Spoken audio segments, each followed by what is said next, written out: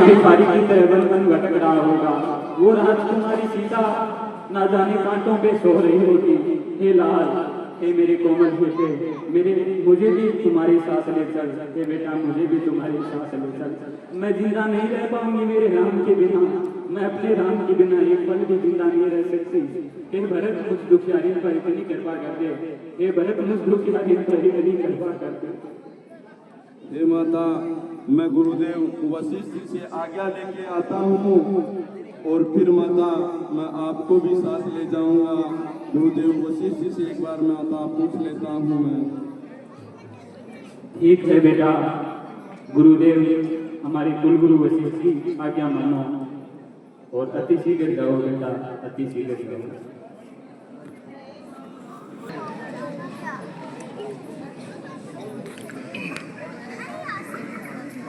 गुरुदेव को दूसरा प्रणाम। आयुष्मान भव पुत्र, आयुष्मान भव पुत्र सतगुरु।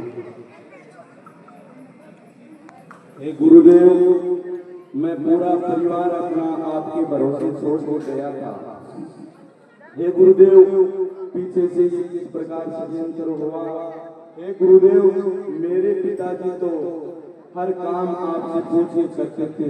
आपकी देख देख में सारा काम होता था, फिर ऐसा कैसे हो गया गुरुदेव, बताओ। हे पुत्र भरत, जन्म मरण लाभ हानि और यश अपयश, ये सब 6 चीजें इंसान के हाथ में नहीं होती। इन सब को लिखने वाला वो परम पिता परमात्मा है। और अगर तुम्हें ये लगता है कि इन सब में कहीं न कहीं मैं ही जिम्मेदार हूँ, तो सबसे भी सोचते होंगे बेटा। हे पुत्र, शोक का त्याग करो। तुम्हारे पिता के आज्ञानुसार अब तुम राजा बन गए हो, तो तुम्हारा धर्म और तुम्हारा कर्तव्य यही कहता है कि अयोध्या का राजकाज संभालो और अयोध्या के अनाथ प्रजा के नाथ बनकर उनका पालन पोषण करो। हे गुरुदेव, शासन का अनुशासन मत दो, करने दो सेवा ही मुझको। सेवक का स्वामी बनना कहाँ उचित है गुरुदेव। सेवक का स्वामी बनना तो हमेशा अनुचित नहीं, कलंकित है। धर्म कर्म की बात करते हो गुरुदेव, तो आपका धर्म उस समय कहाँ गया था। आपने और पिताजी ने भैया राम को राजा बनाया और भैया राम वन को चले गए, तब आपका धर्म कहाँ गया था गुरुदेव। वो सीता माता राजसी वस्त्र पहनने वाली वल्कल वस्त्र पहन के वन को चले गई, उस समय आपका धर्म कहाँ गया था। हे गुरुदेव, जब आपने और मेरे पिताजी ने भैया को राजा बनाए दिया, तो फिर वो कैकेयी कौन होती है भैया राम को वन में भेजने वाली। ये तो वैसी ही बात हो गई गुरुदेव, किसी सहसाई के गर्दन पे तलवार रख करके उससे सारा धन भर लेना। ऐसा ही मेरी माता ने किया, छल कपट रूपी तलवार से पिताजी से राज छीन लिया और राजा मुझे बना दिया। मान लो मैं राजा बन गया, पिताजी ने मुझे वचन दे दिया कि मैं राजा बन गया, तो फिर पिताजी कौन होते हैं भैया राम को वन में भेजने वाले। हे गुरुदेव, आप मुझे राजा बनने के लिए कह रहे हो। एक राजा में 3 गुण होने चाहिए। हमारे रघुवंश के अनुसार 3 नियमों का पालन एक राजा को करना चाहिए। अगर वो तीनों नियम पूरा करता है तो वो राजा होने के लायक है। पहला गुण हमारे रघुवंश के अनुसार घर में बड़ा पुत्र होना चाहिए, जो मैं नहीं हूँ। भैया राम थे, वो वनों में चले गए, तो मैं बड़ा पुत्र भी नहीं हूँ, अतएव मैं इस गद्दी पर नहीं बैठ सकता। दूसरा गुण, जनता का जनमत जिसको हो वही राजा बनने योग्य है। तो मेरे को तो अयोध्या की जनता का जनमत नहीं है। जब मैं अपने ननियाल से अयोध्या आया था, तो अयोध्या की जनता कह रही थी धिक्कार है, धिक्कार है, ऐसे पुत्र के धिक्कार है। तो अयोध्या की जनता का जनमत भी मुझे नहीं प्राप्त हुआ। तीसरा, गुरु और माता पिता का प्यारा होना चाहिए। हे गुरुदेव, मैं आपका प्यारा भी नहीं हूँ। मेरे पिताजी और आपने तो भैया राम को राजा बनाना चाहा, और पिताजी ने तो ये सुना कि भरत राजा बनेगा, सुनते ही पिताश्री ने भैया राम के वियोग में अपने प्राण छोड़ दिए। अभी तो पिताश्री ने ये सुना ही था कि भैया भरत राजा बनेगा, इतने में ही पिताजी ने अपने प्राण छोड़ दिए। सोचो इस राजगद्दी पे मैं बैठ जाऊंगा तो इस राजगद्दी का क्या हासिल होगा, ये आसमान फट जाएगा, ये भूमि रसातल में चली जाएगी। इस अयोध्या का क्या होगा गुरुदेव, इस अयोध्या का क्या होगा अगर मैं राजा बन जाऊंगा तो।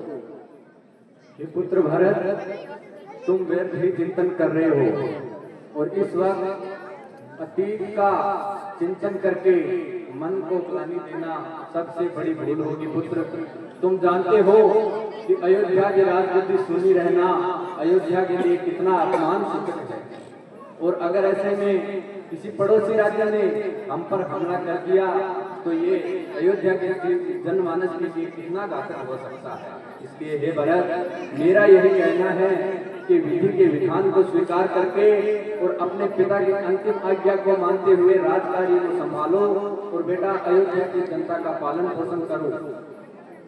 हे गुरुदेव, आप तो वैसी ही बात कर रहे हो, किसी नर या नारी को आभूषणों से सुसज्जित कर दिया जाए और उनको कपड़े ना पहनाए तो गुरुदेव कैसा लगेगा? अनुचित लगेगा पुत्र। हे गुरुदेव, जिस प्रकार कपड़ों के बिना गहनों का बोझ व्यर्थ है, उसी प्रकार भरत के लिए बिना राम के ये अयोध्या व्यर्थ है। गुरुदेव, बिना राम के ये अयोध्या व्यर्थ है। हे गुरुदेव, रोगी को नाना प्रकार के भोजन दे दिए जाए तो क्या ये गुरुदेव उचित है? ये भी उचित नहीं है। हे गुरुदेव, जिसमें वैराग्य नहीं हो वह ज्ञान की बातें करे, ये क्या उचित है? नहीं, सर्वदा अनुचित है। हे गुरुदेव, जिसने भैया राम से कभी प्रेम नहीं किया वो नेम जप तप की बात करे, हे गुरुदेव क्या उचित है?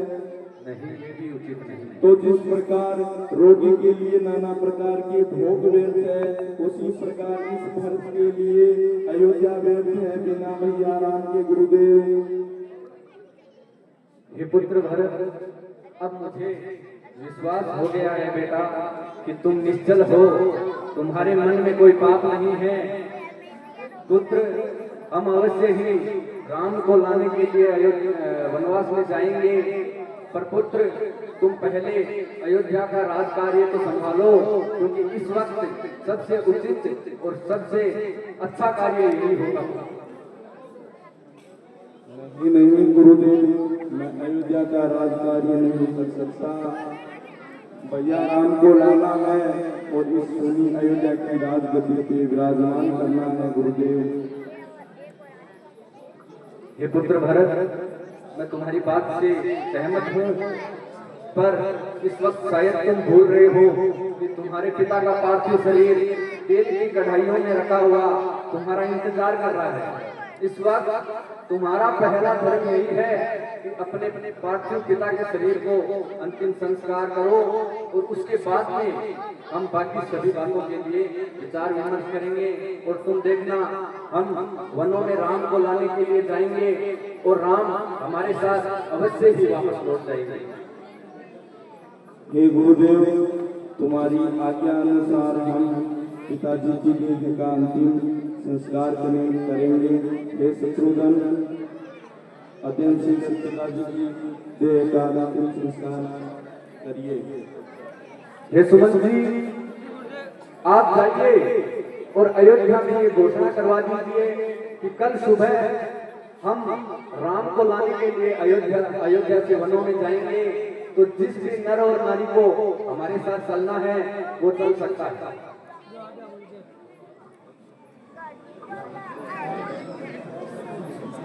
सगड़ी नगरी को सूचित किया जाता है कि कल सुबह भैया राम को लेने के लिए भैया भरत जा रहे हैं। जिस नारी नर को जाना हो वो जा सकता है।